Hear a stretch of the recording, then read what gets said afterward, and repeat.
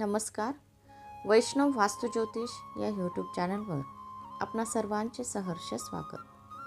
भाद्रपद शुक्ल चतुर्थी म्हणजेच गणेश चतुर्थी या दिवसापासून अनंत चतुर्दशीपर्यंत गणेशोत्सव अत्यंत थाटामाटाने साजरा केला जातो.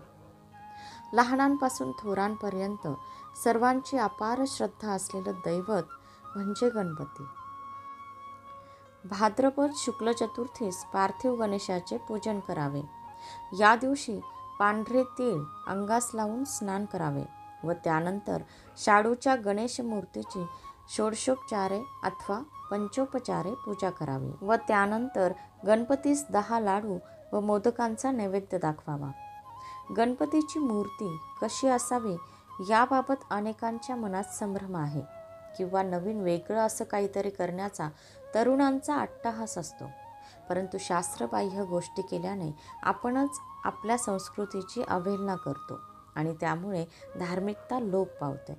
शास्त्रात सांगितल्याप्रमाणे गणपतीची मूर्ती ही शाडूची असावी, ती बसलेल्या अवस्थेत असावी, दृष्टी ही समोर पाहणारी असावी, 4 हात असलेली व हातामध्ये पाश अंकुश धारण केलेली आशीर्वाद रूपी अशी असावी, मूषक वाहन असणारी असावी, उभी असलेली कार्टून स्वरूपात अथवा शंकर पार्वतीसह असणारी आणि इतर वाहन असणारी मूर्ती आणू नये.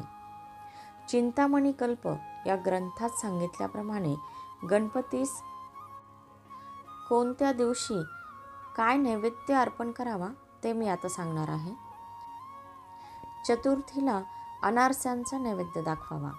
पंचमीला उडदाच्या डाळीचे वडे हा नैवेद्य दाखवावा. षष्ठीला पुऱ्यांचा नैवेद्य दाखवावा. सप्तमीला घारग्यांचा नैवेद्य दाखवावा. अष्टमीला पंचपक्वान्नासह संपूर्ण जेवण हे नैवेद्य म्हणून अर्पण करावे. नवमीला तांदळाच्या खिरीचा नैवेद्य अर्पण करावा. दशमीला दुधाचा नैवेद्य दाखवावा. एकादशीला पंचखाद्याचा नैवेद्य दाखवावा. द्वादशीला केळींचा नैवेद्य दाखवावा. त्रयोदशीला डाळिंबाचा नैवेद्य दाखवावा आणि चतुर्दशीला जांभूळ या फळाचा नैवेद्य दाखवावा. अशा प्रकारे नैवेद्य अर्पण केल्यास आपल्या सर्व इच्छा मनोकामना पूर्ण होतात.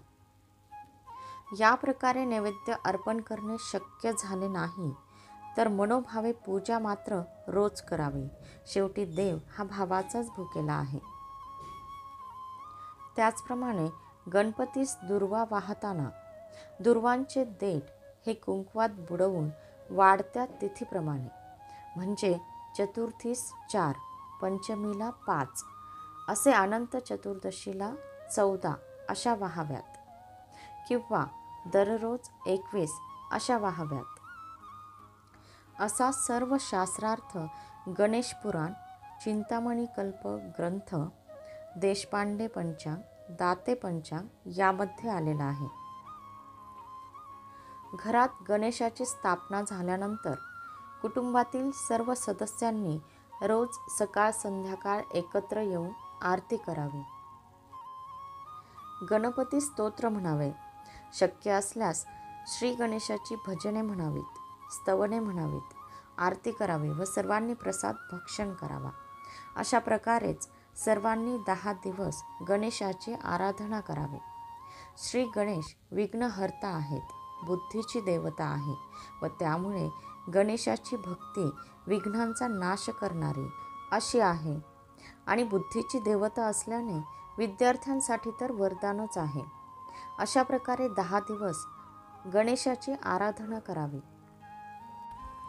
वैष्णव वास्तुज्योतिष या यूट्यूब चॅनलकडून आपणा सर्वांना गणेशोत्सवाच्या हार्दिक शुभेच्छा. धन्यवाद.